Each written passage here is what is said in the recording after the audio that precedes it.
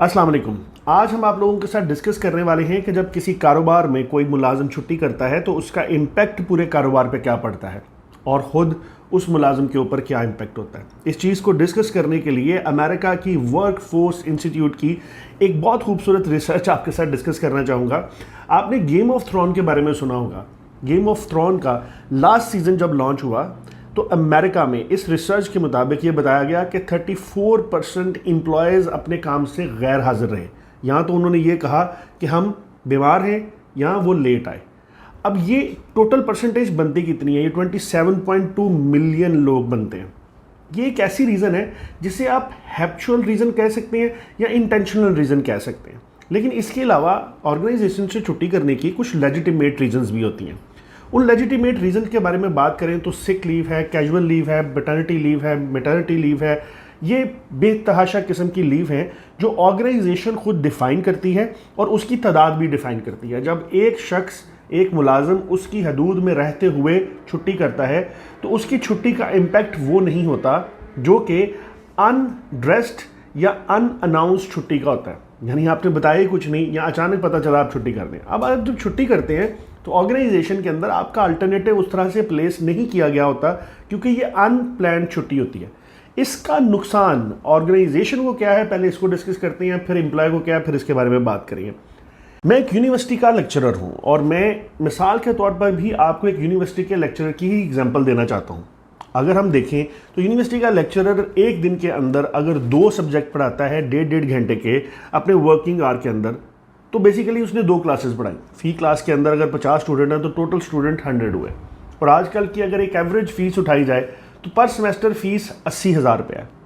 अब 80,000 रुपया 100 स्टूडेंट्स ने पे किया तो ये टोटल 80 लाख रुपया बन गया। टोटल उन्होंने 5 सब्जेक्ट पढ़ने के लिए 80 लाख दिया।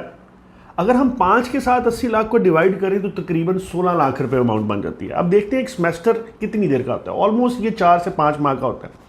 अगर हम 4 माह को भी पकड़ें तो सैटरडे संडे छुट्टी है। टोटल 1 महीने के 20 दिन और अगर इनको ज़रब किया जाए 4 से तो टोटल 80 दिन। अब एक सब्जेक्ट को पढ़ाने के लिए 16 लाख रुपए पे कर रहे हैं वो 100 स्टूडेंट। अगर हम 80 दिनों पर उसको डिवाइड करें तो अमाउंट बनती है 20,000 रुपया। यानी पर डे 20,000 रुपया कॉस्ट कर रहा है। अब वो टीचर अगर अनअनाउंस छुट्टी करता है तो उस दिन उस इंस्टीट्यूट को 20,000 रुपये का नुकसान हुआ। और अगर एक सेमेस्टर में उसने या एक महीने में उसने अनअनाउंस्ड 5 छुट्टियां की तो 1 लाख रुपए का नुकसान हुआ। ये सारी चीज़ बताने का मकसद ये है कि अगर आप इस तरह से किसी चीज़ को कैलकुलेट करते हैं तो आप ये जान सकते हैं कि आपकी ऑर्गेनाइजेशन के अंदर किसी की छुट्टी का इम्पैक्ट क्या है। इसके बरक्स हमारी ऑर्गेनाइजेशन के अंदर ये मुद्दा हमेशा अनड्रेस्ड रहता है। यानी इसके ऊपर जिक्र नहीं किया जाता, इस पर ज़्यादा कैलकुलेशन नहीं की जाती। लेकिन जितनी भी बड़ी ऑर्गेनाइजेशन है वहाँ पर ये चीज़ कैलकुलेटिव होती है।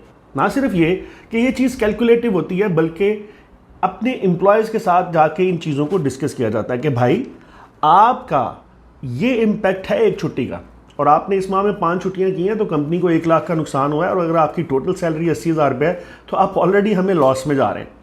जिससे उसको ये समझ में आता है कि मैंने अपनी परफॉर्मेंस को इम्प्रूव कैसे करना है। और फिर भी अगर छुट्टी को अनरेस्ट ही रखा जाए तो खुद एम्प्लॉय की ज़िंदगी में भी इसका बहुत ज़्यादा नेगेटिव इम्पैक्ट होता है। उसका अपना मोराल डाउन होता है, उसकी अपनी प्रोडक्टिविटी डाउन जाती है और उसे देख के बाकी लोगों का भी मोराल डाउन जाता है। ये और ऐसी बहुत सी रीज़न है जिसकी वजह से एब्सेंटिज्म को अपनी ऑर्गेनाइजेशन में कम करना बहुत ज़्यादा ज़रूरी है। एब्सेंटिज्म यानी कि छुट्टियाँ किसी ऑर्गेनाइजेशन में जितनी कम होंगी एम्प्लॉयज़ का कंसंट्रेशन लेवल उतना ज़्यादा होगा और प्रोडक्टिविटी भी उतनी ज़्यादा होगी। इसलिए हमेशा ये फोकस करें, आप अपने हर एम्प्लॉय की परफॉर्मेंस को कैलकुलेट रखें, उसका इम्पैक्ट काउंट करके रखें और उस इम्पैक्ट को अपने एम्प्लॉयज़ के साथ शेयर करें ताकि वो इस छोटे से मामले की सीरियसनेस को समझ सके और ऑर्गेनाइजेशन में अपनी रेगुलरिटी को बहाल कर सके।